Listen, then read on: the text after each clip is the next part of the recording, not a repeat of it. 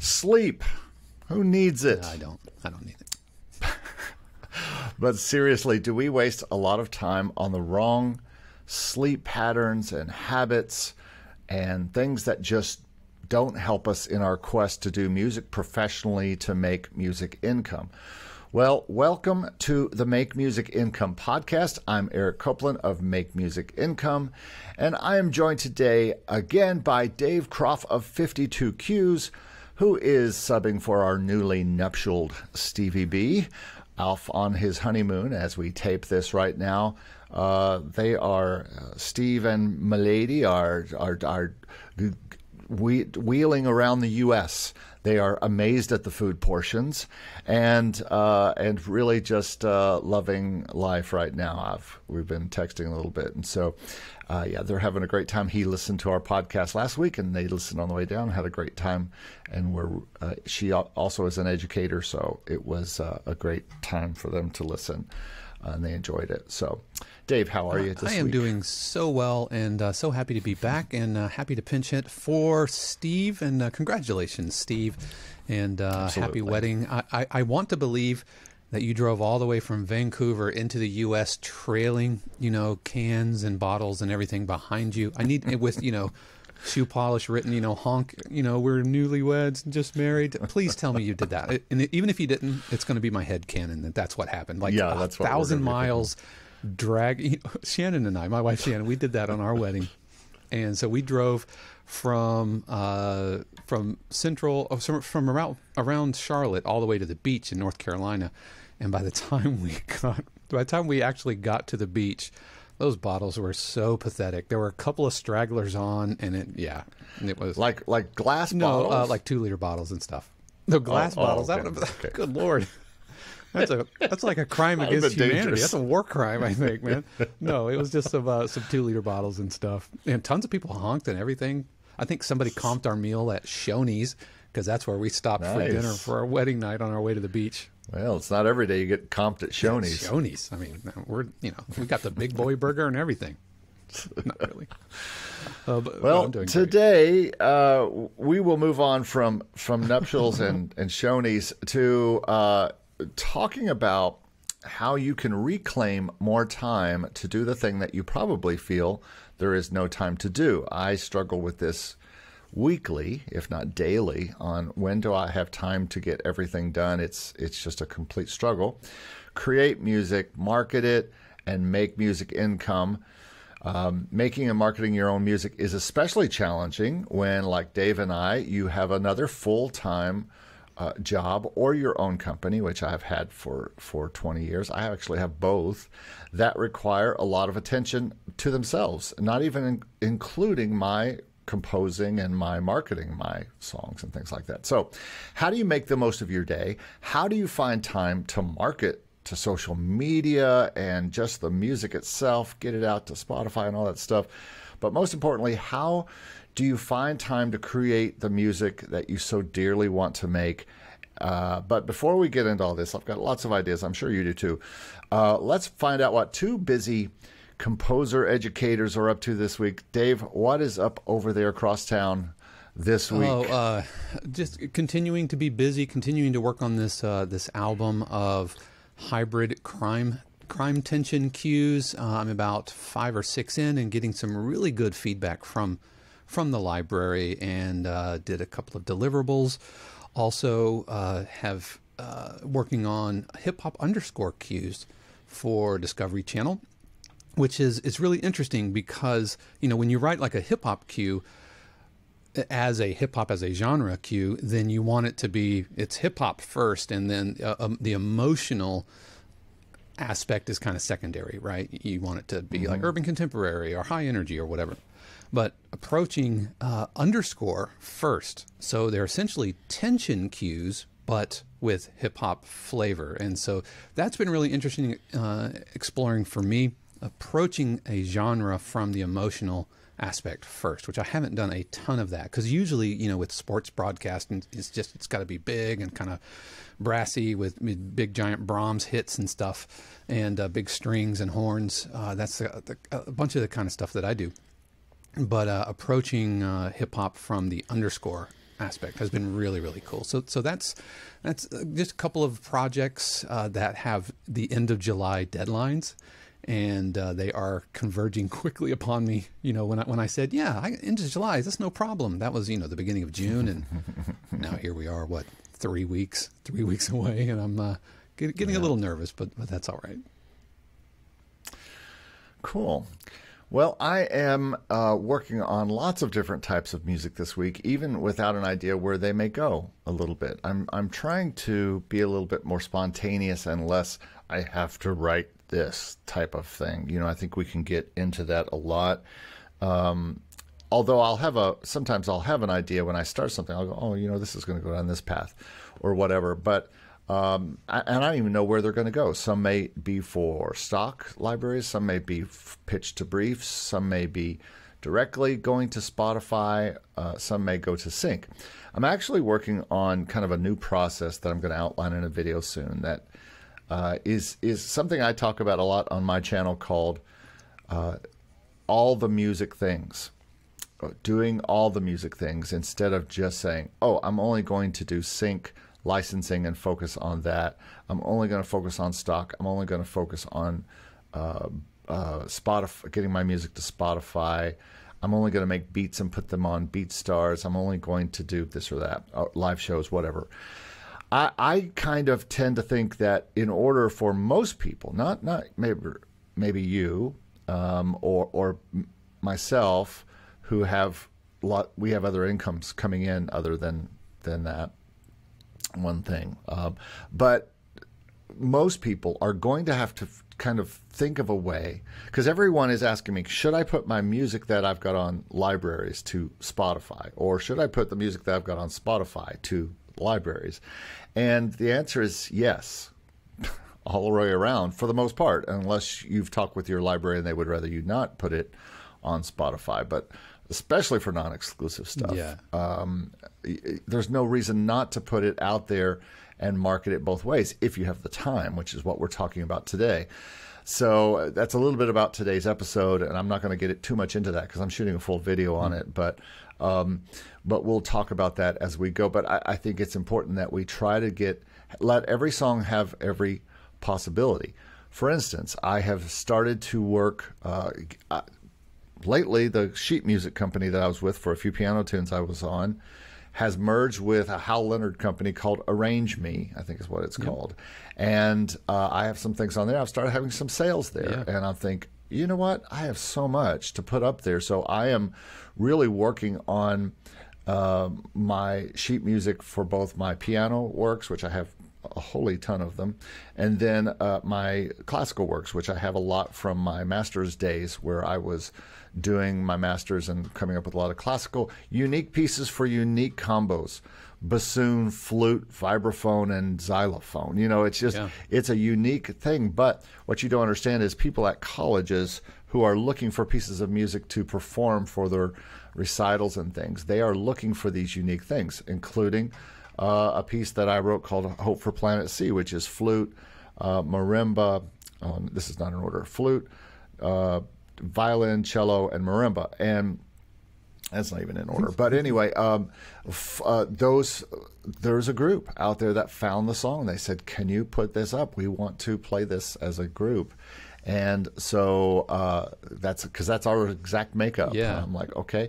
So I put it up there, and it was a $40 sale last week. So I've got to get that stuff out there. And that is part of my system that I'm going to be talking about how to put everything up. Then there are Spotify incomes and all that kind of stuff. Arrange Me is great. I have a couple of arrangements. I mean, I don't really live much in the sheet music world these days, but I have a woodwind trio of "Call Me Maybe" by Carly Rae Jepsen that gets played or gets downloaded every now and then, and a duo of one of the songs from The Greatest Showman. I forget whichever one it is, the big one. That one. And the cool thing is, why don't you sing the whole song? I should. That way you can get demonetized. You're welcome. But it's a duo. And so, because, in Sibelius, you can say, all right, so now it's going to be a flute clarinet duo, and then spit that out. Now 2 flutes, spit that out. And so you can, through one arrangement, essentially create all of these different versions. And so I'm a big fan of Arrange Me. They just came out of this with the Hal Leonard. They ironed out some of the rights because they had like Disney properties, and then all the Disney properties went away, and now they've brought them all back. And it's, I mean, you're not going to get 85% royalties. You're not even going to get 50% royalties, but to have that, you want to talk about passive residual income. You do it once, and then it just trickles in. And it's a really great service. I'm a big fan. If you are at all a classical music writer or arranger, you need to be thinking about sheet music. It seems like sheet music is literally the oldest music product that exists. I mean, it was what the music business existed on before the invention of, or the widespread use of the phonograph. So sheet music was, for 100 years or more since the invention of the printing press, the music product, you know, and it's still a thing. I have heard podcasts recently of people making 5 and 6 figures on sheet music. It is a music income that we need to pay attention to, and since that's what I talk about on this channel, I will be talking more about it from my perspective, at least what I make. You know, it won't necessarily be what everybody can make, but it would be less than a lot of people make. But I'm going to talk about it. I saw 4 more syncs this morning on TuneSat in Germany for a pop tune. Not very long uses, but so they are starting to eke in. I am past the first page of TuneSat. I have to scroll down now and so for someone at the place I am in, which is about 4 to 5 albums in 3 different libraries, well, probably more than that, but over 100 songs in three libraries or so. You know, that's starting to be interesting to see these things happen. What will be more interesting is to see them appear on my PRO sheet. Are you going to take that TuneSat information and then, you know, hit up your PRO if you're not seeing them reflected in, you know, a year or whatever?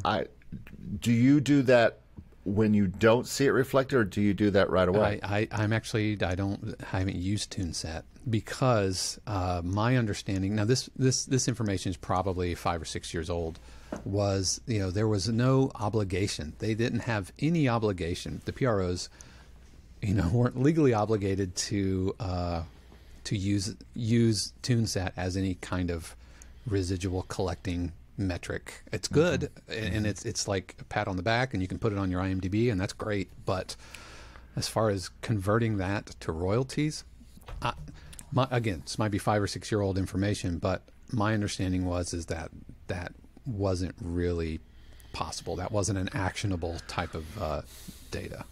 But I hadn't planned on it, and my library told me don't get too excited because those could be misheard, misplaced. That TuneSat is not the most reliable, blah blah blah. But I think for an inspirational type of, it just makes you feel good to see that possibly something's getting used. I was almost going to do an episode today called "So You're Saying There's a Chance," and I think it's that kind of thing. You know, whenever I see anything, sheet music is a good possibility, is a good example of this. I see something that starts to make a little money, I'm going to double down on that thing. And so if I can see that that things might be being used, it makes me more energized to continue doing them, which is one of the things we're talking about today, how to be energized about what you're doing and stay energized about it. And to me, getting that kind of information, it's no different than getting a dancing panda from Pond 5, which is not exactly a lot of money. But that's, I don't know if you're aware, but that's what you get when you get a Pond 5 sale. You get an email and a dancing panda dances. Gamified. And almost. I do this so that, you know, if I were on Spotify, this will become the thumbnail.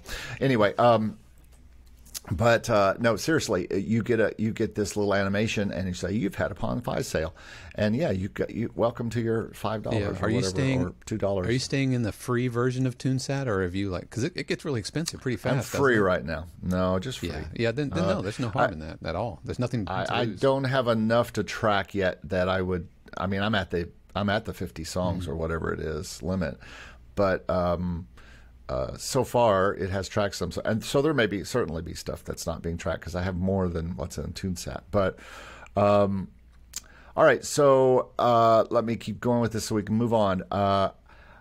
I need more in more libraries. That's just the bottom line, and that's the bottom line for all of us. If you're interested in sync licensing, you need more. If you're interested in stock licensing, you need more. More is more. And so I'm hoping to deliver my full country album to my main library here soon, and that's getting very close. I'm submitting a few things to Taxi this week, doing my due diligence that I said I would do. And then trying to do 1 reel per day to Instagram. My Instagram has blown up lately. Thank you, Mr. Clint Music. After being on his channel and him putting up 3 or 4 reels of us together and shouting me out, my TikTok has, well, TikTok too, but my Reels Instagram channel has more than doubled in size.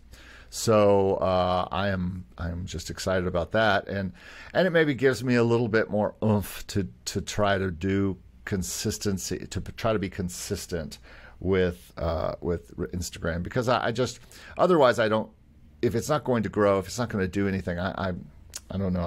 I've always been like on the fence about Instagram and TikTok. So anyway, yeah, I haven't even waded into the TikTok pool. I feel like I just feel too old. I don't know if I'm just Well, it's leaving. not about being too old. As a platform, TikTok is just out there on its own, sitting in its own little space. It has no connection to YouTube. It has no connection to Facebook or Instagram or anything else.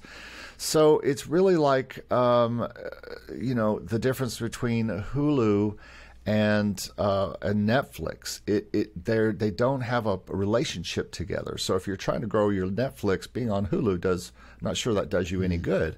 If you're trying to grow a YouTube or an Instagram, I don't know. I'll get back to you later on that. I have my YouTube channel and my website link on TikTok. I'm not sure how many people do anything but this on these things, but because I would rather them come someplace where I can monetize that income or that view, or at least have them join me on my YouTube channel for free content. That's the main part that you want YouTube for, right? Is to offer free content that will interest people in being part of what you're doing. So speaking of that, and speaking of sync music and sheet music and stock music and all these things, how in the world do we find time, or how in the world do I find time to do all the things I just talked about while I work a full-time job? This podcast, multiple videos per week to YouTube, composing music for sync, composing music for stock, putting out sheet music, putting music up to Spotify, and working every day from 3 to midnight every weekday, teaching at a job. How in the world do I do all this? And so that's kind of what we're talking about. I have a list here, but let's start with one that we are talking about specifically because Mr. Dave is joining us today, and let's talk Miracle Mornings. Miracle Morning. Very dear to your heart. It really, really is. In case you're not familiar with it, Miracle Morning is a concept that was, I guess, pioneered or whatever, come up with by an author named Hal Elrod. And there are a bunch of different versions of this book, Miracle Morning. There's a Miracle Morning for teachers, for entrepreneurs, but there's one for writers that I really, really resonated with.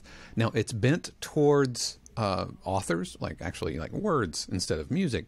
But every time, they would say how many words per day, I would think how many minutes per day. Or when they would say write, I would think compose. And so I found it really, really helpful. And there is a whole kind of program or a prescription of how to spend your morning. But the crux of it is this: get up earlier than you usually do and take advantage of the tranquility, the peace that happens from you being up when the rest of the world isn't, so you're not getting a ton of emails, you're not getting a lot of text messages and everything else.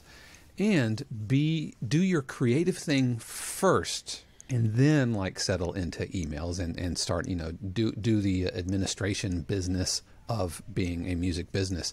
And so I get up every day, or rather my alarm goes off every day at 4 a.m. I was out of the bed by 4:15 this morning, and I went on a 13.5-mile bike ride around the neighborhood. Goodness. And also... You must have a big neighborhood. Well, yeah, there's all these like little cul-de-sacs and everything, so I've got my little loopy loops, and so I call it the Cypress Springs cauliflower or bouquet, because on my Strava app it looks like a flower, flower bouquet, and it's 13.62 miles essentially. And so not only do I get kind of out, I'm able to burn like almost 600 calories before my day even starts. And so then I make a pot of coffee, do my shower. If I have time, or if I'm not crunched for time, then I'll maybe do some morning meditation. I've started to get into doing some morning pages, which is from the book The Artist's Way. So starting to get into that, and then then sit down, try to do something creative. Or like this morning I was editing and rendering podcasts episodes. And what time are you doing by that time? What time is it? I'm in the studio between 5:30 and 6. Like if I just do, like I also rollerblade, so I'm like that middle-aged dude rollerblading in your neighborhood at 4:30 in the morning. That's me. Scary. Well, I have a little chest light that I wear, so cars can see me. Even scarier. Like, what is that? It's like a train. It's like an alien flying. It depends, because that's only about a half an hour train. routine. The bike ride is about an hour, because I average about 13 to 14 miles an hour. So, I'm usually in the studio between 5:30 and 6 o'clock. And by that time, I've been up for 2 hours. And so by the time we have started today, I've already put in like a full half a day work. And when we're done, I'll have lunch and chill, probably watch Ms. Marvel, with Shannon and go about my day. But getting up early, and I was never like a morning person. I really, really wasn't. But by getting up early, I found that I was able to carve out creative time, the work time, before I would have to like go to Full Sail, or before I would have to, log in or start grading or whatever. And I have really absolutely embraced it. And it has quite literally revolutionized my whole creative workflow. And now the trade-off is I'm toast by 9 p.m. I'm done. Yeah. I like last night, I fell asleep at 9:15. Womp womp. That's the trade-off. Wow. You can't get up. At least I couldn't get up at 4 a.m. consistently and stay up until 11 or 12. And I just couldn't do that. I'm of the age where I don't have that kind of gas in the tank. Men of a certain age. Exactly. Well, my miracle morning.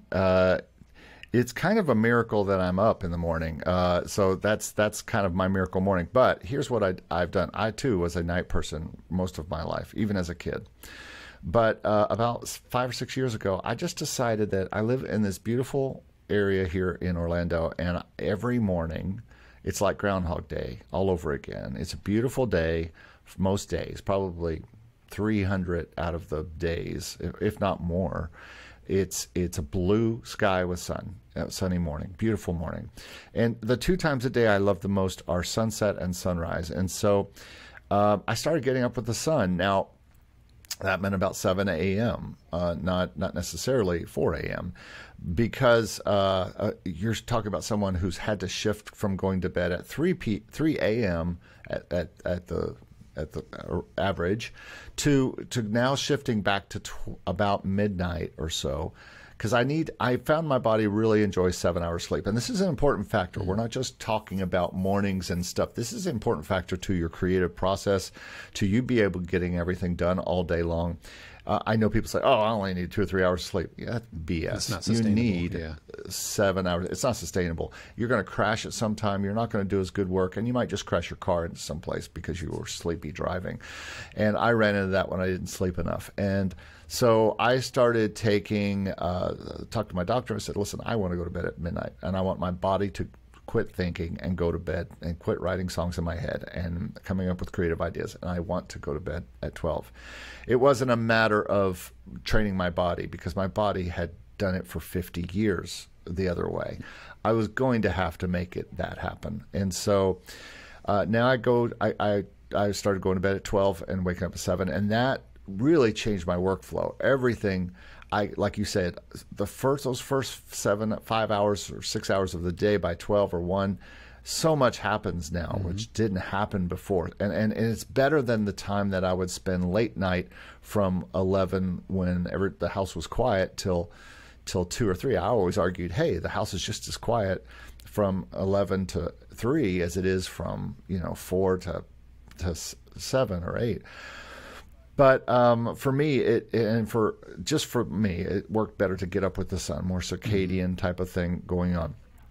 Now I have this job where I don't get home till after midnight, and my teaching work that I'm doing, and so I don't get home till after midnight, and then I can't fall asleep until after 1 or so, and so it's shifted to about a 1 to 8 schedule, but it's still the same. I get up, I drink a lot of water, I drink a couple bottles of water, and then I have some tea. I don't go ahead, and I'm not awake enough to create at that point, so I need to I sit and look out into the beauty of the trees and survey my kingdom, so to speak, on my iPad. I don't really get into emailing people. I will just look and see what's up, because to a certain extent, this an exciting part of my day is seeing what has come in overnight, including money payments, including new opportunities for briefs, new opportunities for creating things, new income possibilities that have come about. All those are exciting to wake up to for me and get me up at the day. And then I do something which is make my notes for the day. I check my to-do list and I update it and make sure that my to-do list is what I need to do today. I use the Notes app for that. I used to use Evernote, and I paid for it until I realized that the Notes app on my iPhone and iPad, and I'm all totally Mac person, so it's on every device, and it updates very well, better than Evernote did. Sorry, Evernote. I really wanted to do an Evernote video because I used it for so many years and loved it, but the Notes app is really just easier and free. Yeah. So that between the Notes app and Dropbox, I can pretty much run my whole thing from there. So that's my miracle morning, and then I do, after about an hour, get into something creative or my quote unquote work for that day. I would encourage, if you're out there listening or watching and you're thinking of the miracle morning, and no, this is no judgment or anything, but and you're talking to somebody who lived a relatively sedentary lifestyle. Just a little bit of body movement will go a long way, even if it's just walking around your block or something like that. Because I feel that, first of all, it kind of gets you outside. Again, I'm not like Mr. Outdoors camper person by any stretch of the imagination. I am a homebody, but just being outside, especially that kind of anticipation of that early morning. But even if you're not early morning or whatever, just moving your body just a little bit will absolutely jumpstart your internal rhythm, as opposed to just waking up, pouring coffee, and going and sitting directly down in the studio, right? That feels super grindy to me. But by kind of measuring out the day, and I'm going to do this, and then I'm going to go exercise, whether it's 2 miles in your neighborhood or 13 miles on a bike, I would encourage you to work that in to your morning. Okay. Let's move right now, since we were talking about what you do in the morning, exercise, why to exercise. I had that down on the list, but let's go ahead and talk about that, because I have always found, and I'm not doing it now, so do as I say, not as I do, but right now, but I'm getting ready to. But exercise has always been a huge part of my creative process. I would, when I lived in Nashville, I did a lot of music work, and then I would do a lot of exercise at the Y. I was a YMCA member. There were several Ys I went to, and a bunch of guys, some in the music industry, that I played basketball with all the time. And we would play full court basketball for 2 hours, and you want to talk about something that will take some water off of your body.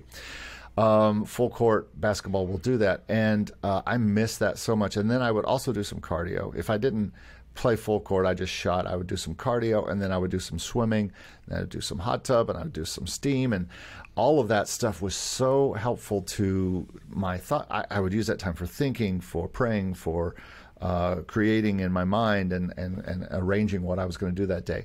Exercise is huge, and it keeps you away from having all the other issues with your body that you could have that will keep you from doing the creative life you want to do. As it happens, this new job that I have, there is within a block or two, 5 minutes, less than 5 minutes away, is a beautiful workout facility that I'm planning on joining here very soon, maybe even this week. So I will be back to that and probably taking an hour, hour and a half on some days before I go into work and just doing that, getting back to that routine, which I'm very excited about. So I think it's hugely important, and it makes you feel better. It makes your body better. It can't hurt. And it also, it gives you time to think. You know, there are a lot of times in our creative days, if you are a full-time creative person, that you have no time to think about creative stuff because you're doing creative stuff all day. Versus if you have time to walk or exercise or do something, you're not able to do music during that time, but you can dream, you can imagine, you can. Oh yeah, plan. During my workouts, I put on a podcast. It might be like Graham Cochran, like we talked about last week, or an audiobook. Could be something, it could be something just recreational. But I listen to a lot of marketing books. I listen to a lot of different things to kind of feed the process while I'm out doing my exercise. And the other reason it's so important is because the studio is a solitary and a sedentary type of a thing, right? Where you are just sitting down for hours and hours at a time, and that will absolutely take its toll on your body over time. And so you're just investing a little bit in the longevity and the sustainability of your body to keep doing the career. And again, man, I am not the poster child. I'm overweight and all of those things. But the way I like to think of it is this way. I never ever regret doing a workout, even if I don't want to. I've never come away from a bike ride and thought, man, that was a terrible idea. I hate that I did that. I've never regretted doing it, but I've absolutely regretted not doing it. And so. So yeah, just remember, we sit on our butt a lot for hours and hours on time, and so we've got to take care of ourselves. Yeah, I saw not a severe, but an issue with my foot happen over 2 years of sitting in this room during COVID, working 100% here, not going out to studios, not really doing as much walking and not exercising because you couldn't go to the gym because it was closed. And even if you did, there were so many COVID protocols that it was hard to actually, get any kind of anything done properly. But let's move to something that it goes right along with exercise, and that's food and drink. And this is something that I have struggled with a lot because I love to eat. Love it. Love eating. I just love to eat. And so I have instituted over the past, I've really been low carb for about 10 or more years now, where I don't eat a lot of breads and potatoes and things like that. That has helped. Then I've kind of moved to the keto diet a little bit, which is a little stricter, but I also do something called 16/8 fasting, where I do. Usually after dinner, I don't eat. Now, again, this job has changed my patterns just because I'm hungry after class at midnight, and I have some peanuts or something. But for the most part, I am trying to make a space between the last meal of the day and the first meal of the next day. We sleep anyway, right? You're going to sleep 7, maybe 10 hours, depending on who you are. You might as well, you don't eat during those hours. So it's not hard to move to 12 to 16 hours without putting food in your body. And what that does is it lets your body burn during that whole time. And if you can do that daily and just have this window of 8 hours or so where you eat lunch and you eat dinner and then you don't eat anything after that or before it, it's like magic, especially for guys. Yeah. But I think it works for everybody. Yeah, intermittent fasting. I have lost since my heaviest in Memphis, and I was pushing like 328, right? That's how heavy I was in Memphis.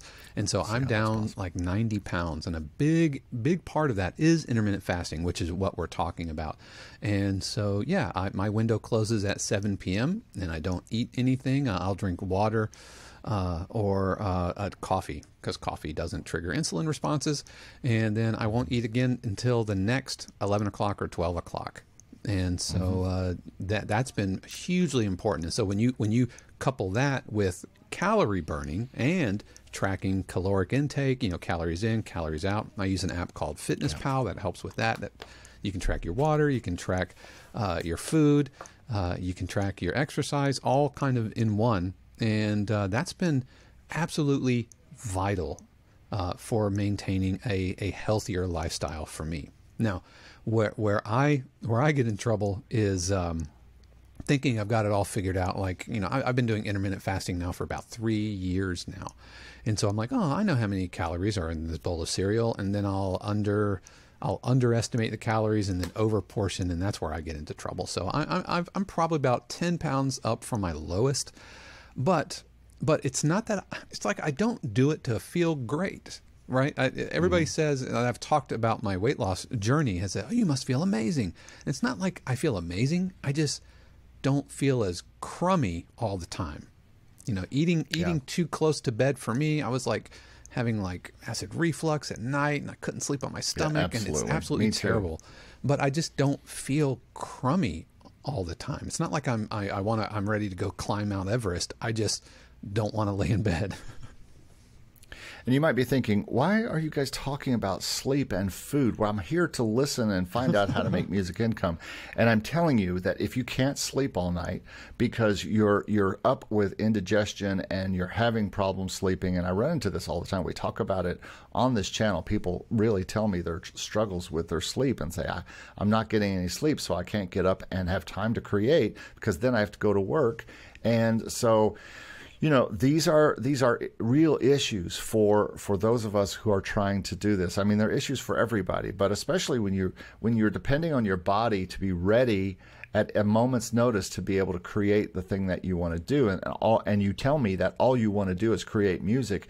You have to take care of all the other things. It's all interconnected systems. Like your creative system is connected to your digestive system and your circulatory system. It would be like pouring bleach upriver, right? And then expecting, the animals downriver not to get sick, right? It's all these systems are all interconnected within you, your body, your spirit, or whatever. Big circle. It's like a big very holistic, circle. and so you have to approach it holistically. At least that's my opinion.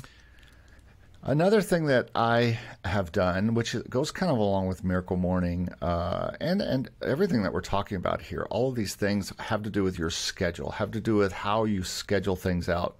One of the main things people ask me is, how do you do everything that you do? And I'm like, well, I try. And I'm not always the greatest at this. And you know how this is. You can try to schedule every day of your week for certain things. And sometimes it'll work and sometimes it won't work, just depending on life, depending on your family, depending on what has to be done, depending on deadlines and things like that. But I'm trying to start a new schedule that goes a little something like this. Mondays, I do my updates to my clients. I still have a full client roster that I consult with and help people develop music and develop their music careers. So I send out updates. That's one of my main jobs every week, is to send out an update. Here's where we are this Monday and what we need to get accomplished next. Whether we accomplish it that week, a lot of times is up to them, but I do that. And then I'm also trying to get my all the social media that I might want to share across the week done. And for now, that means clips of videos from my YouTube. I'm just repurposing clips from YouTube. And this, I would say to you, both to you, Dave, and to anyone, I know that Steve is struggling to do this too. We have podcasts we do every week, and inside those podcasts are nuggets. And those little 1-minute nuggets are great repost stuff. And so that, boom, all you got to do is make a vertical version of that and put it on TikTok. Yours look really great, man. Your Instagram reels and stuff look great. I need to talk to you about the editing that you do, because you have like a splash. Sure. It looks fantastic, man. Yeah, it's very simple. And I've kind of got a template now that I'll do. But it's just about, once you come up with that template and you already have the video stuff. You already have the nuggets. Every week you have nuggets to share, and people may not listen for an hour like this podcast. I'm going to go through, and like I did last week, I've still got more stuff to share from last week, and I'm going to find 3 or 4 nuggets from this podcast probably on Monday, and get them ready for going out eventually to Instagram and to TikTok, and eventually maybe even shorts on YouTube, because people don't listen to the whole podcast. They may miss some little nugget we come up with, like this one, and they might say, "Wow, I didn't see that because I didn't listen long enough." So, or they may not follow me on YouTube, and so they're getting the best of Johnny Carson. Not many people know what that means, but they're getting the best of the podcast and or the site here on Reels, and getting more knowledge that they would have gotten because they didn't listen. So that's what I do on Mondays. Then on Tuesday, and again, I only have until 2 o'clock till I have to drive. So I'm talking about from 8 o'clock to 2 o'clock. On Tuesday, I plan to shoot all my videos for my video channel, or at least try to shoot enough that keeps me in videos until next week. The Wednesday is Writing Wednesday is what I call it. I write and produce music. Today is Wednesday. I'm not writing and producing music, but that's because we have chosen to do the podcast for these 2 weeks on Wednesday. On Thursday, I edit next week's video and I shoot next week's podcast with Steve. Usually we do that on Thursdays. And then Friday, I try to make a day where I'm posting and pitching music to libraries, briefs, all that kind of stuff. So will that happen every day? I don't know, but I think it's important to try. And by the way, if you're wondering, I take weekends off. Since I've started this job, I'm really working harder. If I do anything on the weekends, it's just a little composing here and there. Yeah, same here. I think that's the only way to be sustainable long term. I mean, there are bursts, and sprints that you have to do that might chew up. But no, I'm absolutely with you. Everything in my world has to go on a calendar. And last week we were talking about, hey, go get students and have man. If you're setting up Zoom sessions or even going to somebody's house, I mean, you've got to get that on the calendar. Otherwise, you're going to start dropping things, and these plates are going to start spinning off their pegs. So everything goes on a calendar, including non-constructive downtime.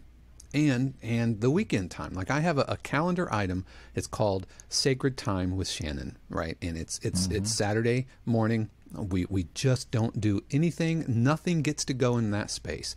I have a weekly game night with a couple of friends of mine from just different walks of life or parts of my life, and that goes on the calendar right alongside, a lesson.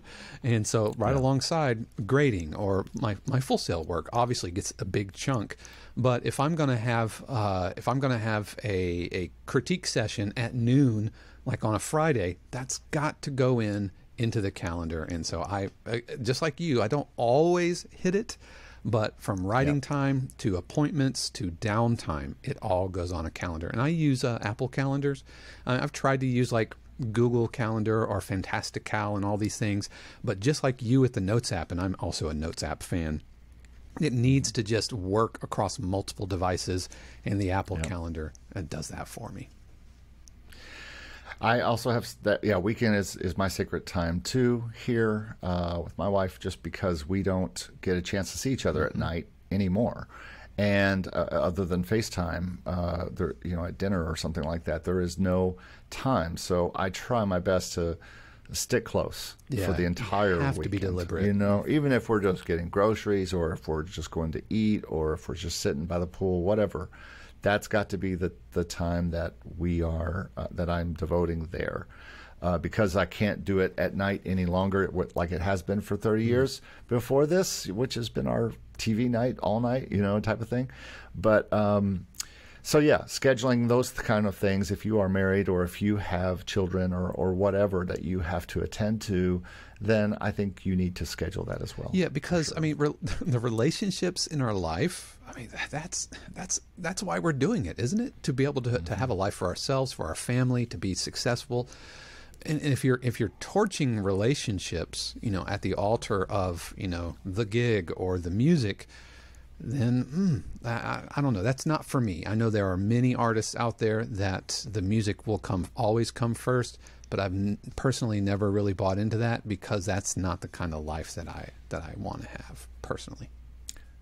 One other habit I would recommend to people is to take or daily focus on who you are. I have a question I ask myself just about every day, and that is who am I? What am I doing? What's next? What am I focusing on? And knowing, because this may change throughout your life. I haven't always been a composer educator like I consider myself to be now. Sometimes I've been more of a producer. Sometimes I've been more of a songwriter. Sometimes I've been more of an artist in my life. Sometimes I've been more of a bandmate or something like that. But I have been focused for 10 years or more on being a composer / educator. I'm still literally a producer and a consultant and lots of other things. But I think of myself first as a composer and second as an educator. And I think it's important to focus on who you are on a daily basis if you can. You know what I mean? Yeah, absolutely. And just focusing on why, well, kind of like what I was just saying, like why are you doing this and who do you want to be and what kind of person, what kind of professional, what kind of, partner, spouse, husband, whatever do you want to be, and keeping that the main thing. And so that's good. I like the way you said it really that. helps, because it helps more than you think, because a lot of times you're kind of just drifting, going, well, I don't know what I'm going to be, and you in your head you're telling people online, I want to be a composer of sync licensing music, or I want to be a singer, or I want to be whatever. But if you're not reaffirming that all the time and thinking about it and focusing on it, you're not going to be where you want to be. And then the last thing that I have on my list, I don't know what else you have, but I think that there are nooks and crannies in our week, in our time, even in our jobs, anywhere we are, that you can find to do more music, to do more of whatever you need to do. And so it's, even though you might have a schedule through the week or whatever, you may have scheduled everything so tight, every now and then you're going to get up too early, or you're going to get up, or you're going to stay up later, or whatever, or you're going to be at your job and you're going to get a break and you're going to be able to go out and make some notes or whatever. And those nooks and crannies have turned into songs, have turned into album ideas, have turned into job ideas, income ideas. And make sure that those nooks and crannies are not wasted. Mm-hmm. I mean, again, this all will come down to how obsessive you are. And I heard a great quote last week that said, what is your best advice for creatives to get everything done? And the guy said, you have to be obsessive about your craft. And the ones who win are the people who are obsessive like that. Right. In general. Yeah, and I think when you find those nooks and crannies is don't treat them as disposable. And for me, and this, I'm talking to me, this is you, Dave, distraction. I can distract myself. Here's a perfect example. I had about an hour this morning from in between where I wrapped up my morning podcast production to actually I went to the grocery store, because going to the grocery at 7 a.m. Like on a Wednesday, there's nobody there. Anyway, that's my preferred time. So I had about 45 minutes to an hour. And instead of like spending 45 minutes on a queue, I thought to myself, I don't really have enough time to get into the weeds. So I'm going to watch YouTube videos about microphones. Am I in a market for a microphone? No, I'm happy with my microphone choices. Before I knew it, 45 minutes evaporated into the universe, never to be reclaimed, and it was empty creative calories, me watching YouTube videos on microphones. And so the distraction factor, but it was knowledge. It was knowledge, but I mean, was it though? I mean, it was cool, but did I need to watch 3 different videos comparing the RE20 to the RE320? Probably not. Also, you need to give yourself a break a little sometime. We're really being obsessive about these schedules and using every minute of every day to do music. So we should end this podcast and come to the close of it saying, give yourself a break too sometimes, and do enjoy yourself, because if you get too planned out, too full on your calendar, all work and no play makes you a bad musician. Yeah, I mean, yeah, no, I hear what you're saying, but I could have spent, I'm just telling for me, I could have spent that 45 minutes working on an edit from a publisher, but I told myself and I rationalized to myself that I don't really have enough time to do that, so I'm just going to pitter it away. And so I think there's a balance, especially when you do have like your weekends off. And I'm just saying, I could have watched that on the weekend. I could have watched that, yeah, and I probably would have anyway. So it was just empty calories, empty creative calories. I will say that I do spend my drives, I spend my nights before I go to bed watching YouTube and listening to podcasts. Some of them are learning type things. Some of them are sports broadcasts, so some of them have real use in my learning and knowing things about what's happening with YouTube, what's happening with the music industry, what's happening with licensing. But some of them are when is Durant going to be traded from the Brooklyn Nets? Who, and the endless talk about something that may or may not happen and doesn't really affect my music in the slightest.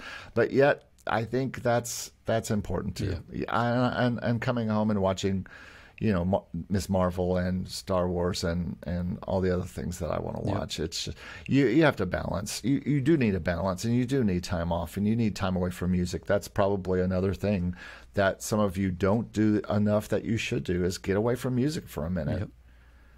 Yep. Absolutely. Don't feel like such a failure if you're not doing music at any given moment. But I think the crux of this podcast is get these habits down that at least put 80% of your time available to work. Yeah. And get to work and do more work. Yeah, and it's so interesting, when we were talking about choosing this topic, you were talking about the good habits that we need to have, and it's just how the universe, the synchronicity of the universe, because I just talked about the 7 bad habits. Things like procrastination, things like, not having a clear goal, over-promising and under-delivering, right? These kind of bad habits that we can kind of get into. And it's just kind of, it's in the ethos right now, kind of in the universe. So that's cool. Well, everyone, thank you so much for taking the time to sit with us for a while and talk about this stuff. I hope this has been of some help to you. I hope that it becomes something that might inform you on how to better schedule your time, how to take better care of your body and your relationships and everything while you try to create music full-time and make an income from it. So, Dave, thank you again for joining us here. We will talk soon again, my friend, and be prepared to see yourself splashed across social media here very soon. I so appreciate it. And once again, congratulations to Steve, and thank you for letting me warm your virtual chair while you were away. But I know that you are missed, and I look forward to hearing more, because I tell you, I listen to your podcast. Your voice, you and Steve are part of my Wednesday morning 13.5 miles. So I'm looking forward to having you guys back. Great. Well, and you are part of my drive time a lot of times with your podcast. So it's great to have those podcasts. One of my saved scheduled podcasts every week. Yep. So anyway, I'm going to have to do an episode one time just on great podcasts that everyone needs to be listening to. Yeah, or we're going to have to form the Council of the League. Music, the League of Music, the Brain Trust people talking on YouTube. Yep. Okay, everyone, thanks for joining us, and we will see you next week, or talk to you next week if you're not watching us. See you later.